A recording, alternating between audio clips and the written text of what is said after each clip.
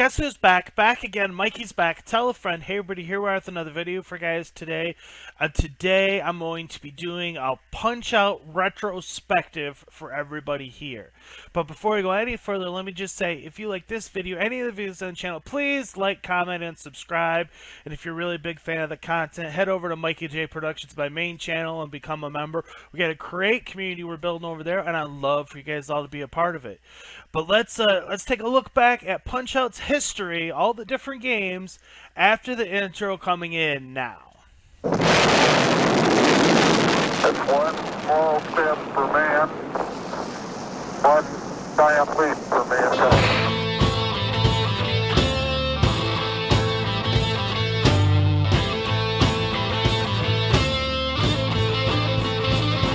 America! Demand your JP! I want MJP! I want my MJP! I want my MJP! Call your cable company and say I want my MJP! If you grew up in the 80s, nobody gave you more sense of fear than Iron Mike Tyson. And thankfully a video game came around called Mike Tyson's Punch-Out that allowed you to get into the ring and face the baddest man on the planet himself in a video game. How amazing was that? And not only could you face him, but you'd come to realize that Iron Mike is one of the most difficult bosses in the history of video games. Mike Tyson and Mike Tyson's Punch-Out is one of the most difficult bosses to beat, period. He's just a one-punch knockout machine, and if you were lucky to get through all the other tough opponents to get to him, once you get to him, you realize just how unbeatable Iron Mike Tyson was in his prime. And let's take a look back at the history of the Punch-Out franchise, going way back to the very beginning and going through all the different games that have been released in this fantastic franchise by Nintendo. And we're going to look at the original game Punch-Out that was released in the arcades, a great classic game that is not really as well known as it probably should be. We'll look at its sequel, Super Punch-Out, which is another great arcade game that many folks have never really given a try. And of course, the most famous one of them all, Punch-Out on the NES. And there was also Super Punch-Out that was released on the Super Nintendo, which is a fantastic game as well. And then the most recent game came out in 2009, Punch-Out for the Nintendo Wii, a nice relaunch of the franchise. And we're going to start with the original arcade game Punch-Out. And the very first opponent in the very first game you face is Glass Joe. And this is a fantastic arcade game. I actually did a game spotlight on this. I'll put a link in here right now. And next up, we're going to come out with Super Punch-Out, which was released the same year as the first one, back in 1984. And this game is just an improvement over the first game. They made things a little bit different. They made some gameplay changes, including dodging and ducking, as well as increased the difficulty on some of the characters you play. You play against fewer fighters, but each character is more difficult than in the previous game. You can see, here's Bear Hugger. He would become a pretty well-known character as the franchise went along, and you see, you really got to be careful and use your dodging and counter punching, this is a newer mechanic as opposed to the first game. The first game was definitely more offensive oriented, where this game, it allowed you to, do the dodging and weaving that would become more the gameplay folks are used to by the time we get to Mike Tyson's Punch-Out on the NES. And the opponents in this game were also tended to be, for the most part, quite a bit more difficult than in the first game. And I'll be completely honest with you guys, I'm still learning how to play this game, and I can only beat the first opponent, and I'm still struggling to beat this guy, Dragon Chan. And he's got some interesting techniques, and you can see how some of the movements and stuff that he ends up doing. You know, he has his special, you know, attack that would become famous in the later sequels. Like here it is right here, jumps off the ropes and does a flying jump kick. You know, and that's the kind of crazy over-the-top gameplay that this franchise, you know, became well known for. That, and it's very colorful and unique characters, is why this franchise has been able to stick around with so many people over the years. And it really goes back to these original arcade games. And then the next game up was Mike Tyson's Punch-Out!, released in 1987. And full disclosure for you guys, I'm playing this through emulation. And this is the only game of this series, well, this and the newest one. So there's two games from the series that are not available on the Nintendo Switch at this time. This is the original Mike Tyson's Punch-Out! There was a variant that came out in 1990 known as Punch-Out! That's exactly the same, just without Mike Tyson in it. And that is available on the Nintendo Switch. And but I wanted to give you guys a look at the original Mike Tyson's Punch-Out!. And I'll get into a little bit more of the finer details when we get into the updated Punch-Out!. I just, you know, I had to give Iron Mike his time to shine as much as possible in this game, because he's the reason why I love these games. And then here's the updated 1990 version, and this is actually, I'm recording on my Nintendo Switch, and the version that is on the Switch is a great version. I highly recommend it. Look how clean and crisp everything looks, and the gameplay is great.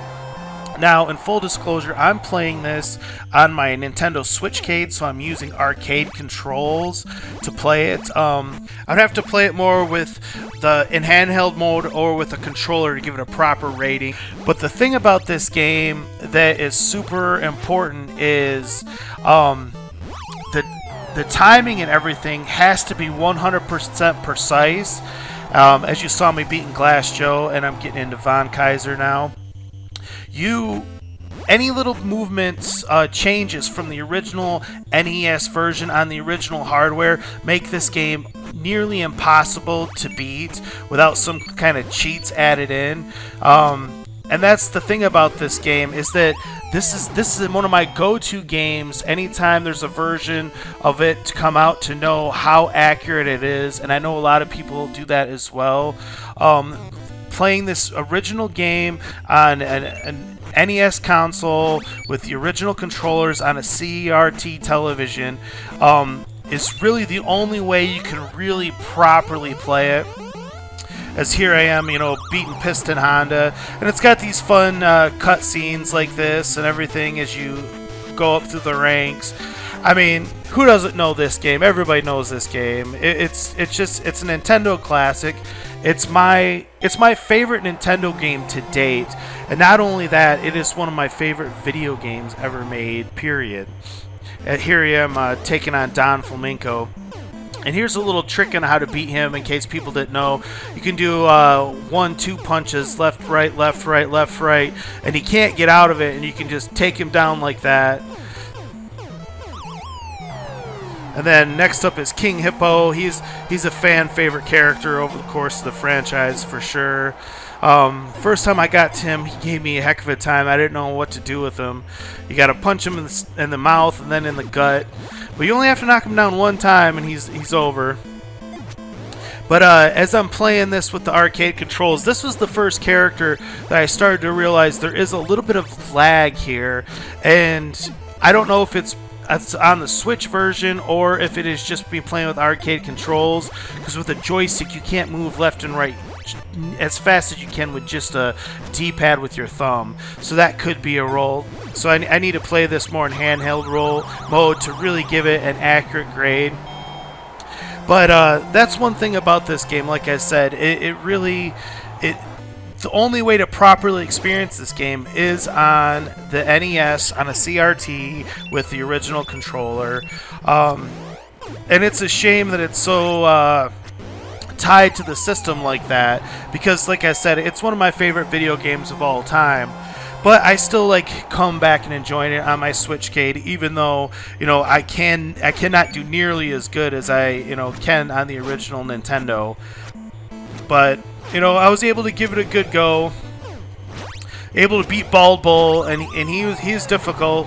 And here's his famous bull charge. Got to line it up just right, take him down. And here I am getting into the world circuit. Here another cutscene, and this is when the difference in controls really started to pay dividends for me.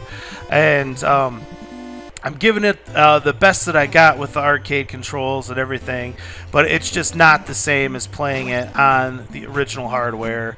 It's just not. Like I said, the timing has to just be precise if you really want to excel in this game. And even through emulation, playing on modern controllers, it's just not the same. It's just a game you have to experience on the original hardware. And here it is. This is as far as I could get it on this game, was to Soda Popinski. He's when the characters really start getting tough and your actions need to be precise. See, just a split second off and he's nailing me. And and then I started to lose my confidence and having just a hard time getting past this guy. I suppose the more I practice, I might be able to do it. But by the time you get to Mr. Sandman and Super Macho Man, I would stand no chance with arcade controls on this particular game. But I still consider this an arcade game because it did release in the arcades as part of the Nintendo Versus collection. So Mike Tyson's Punch-Out is kind of technically a console game and an arcade game. As you can see, I'm giving. I did give Soda Pop some trouble, but it just wasn't enough. And he was able to take me down one time after another after another. I ended up playing him 5 or 6 times. Couldn't beat him. And here's the next game in the series. And this came out on the Super Nintendo in 1994. And it is Super Punch-Out. And I gotta say, I did play this game back in the day when it originally came out, but I wasn't a huge fan of it because I liked Mike Tyson's Punch-Out so much, and the gameplay in this one wasn't as good, in my opinion, and the characters I didn't attach to quite as much as in the original Mike Tyson's Punch-Out. But having said that, here I am playing it on my Switchcade again with arcade controls. And one thing I got to notice that I was unaware originally is that this game has more in common with the 2 original arcade games than it does with Mike Tyson's Punch-Out. You can see the super meter down there at the bottom. And once I figured that out, that it's actually a lot closer in style to those games than it is to Mike Tyson's Punch-Out, I was actually enjoying it a lot. And this is one that I think does translate extremely well to an arcade platform. And here is Bear Hugger. We saw him earlier in the video, and he has a very similar moveset. And like I said, I was enjoying playing this game a lot. And this is one that, while Mike Tyson's Punch-Out, is always going to struggle on different platforms as opposed to on the original hardware, this version, or this game, actually, I think, could be given a new life here on the Nintendo Switch. And I do highly recommend playing this on a Switchcade. And that's what's cool about having a Switchcade, is getting all these different Punch-Out games on one system. And then the final game in the series, we're looking at Punch-Out. Came out in 2009 for the Nintendo Wii. And unfortunately, as of right now, this game is not available on the Nintendo Switch. Hopefully it gets added eventually. But what's cool about this game is it brought the return of a bunch of classic characters that we love. And you saw cutscenes there, so you get a little bit more of a backstory on all the characters. Here's Glass Joe again.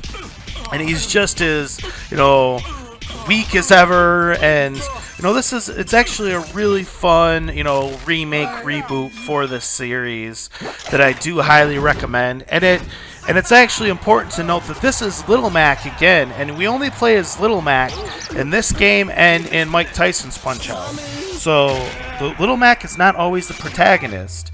Here is Von Kaiser and King Hippo. Like I said, a lot of great characters that were missing from Super Punch-Out on the Super Nintendo make the return in this great reboot of the franchise. Here's Soda Popinski. It's always fun to beat him. Another shot of Soda Pop going down. He's always such a pain in the butt. And then here's Bald Bull. His Bull Charge returns. Gotta hit him in the gut, time it just right. See, this game really, gave a lot of homage to the games that came before it. Super Macho Man. And here's his Spin Punch. He's still one of the harder people to play in the game, which is appropriate. He was actually the champion in Mike Tyson's Punch-Out. And then the champion in this game is Mr. Sandman, and he's as challenging as ever in this game. He's a great character. These are all great characters that have been in multiple Punch-Out games. But it's fun seeing Mr. Sandman back, and if you work hard enough, you can be champion. And this game also features a secret fight, very similar to Mike Tyson's Punch-Out, but instead of Mike Tyson this time around, the secret character is none other than Donkey Kong. So they didn't want to pay for the rights to get Tyson again, so they went with an in-house character in Donkey Kong. Which is kind of interesting. Do you have what it takes to beat the gorilla? And it's it's kind of interesting that they made one of their mascots the bad guy again. But nevertheless, it's a fun inclusion in this game. I still prefer Iron Mike though, if I'm honest. And there it is, folks. That is my retrospective on this classic franchise. Thanks everyone for watching, and go get a Switchcade and get these games. Well, everyone, that's my video. Take care. Hey, thanks for watching. And don't forget, we got merch store. If you want to take a little piece of the show with you, you can get it right here. We got everything. You want some Mikey J stuff? We got the Mikey J Productions for you. So take a chance and stop by. We'll take care of you.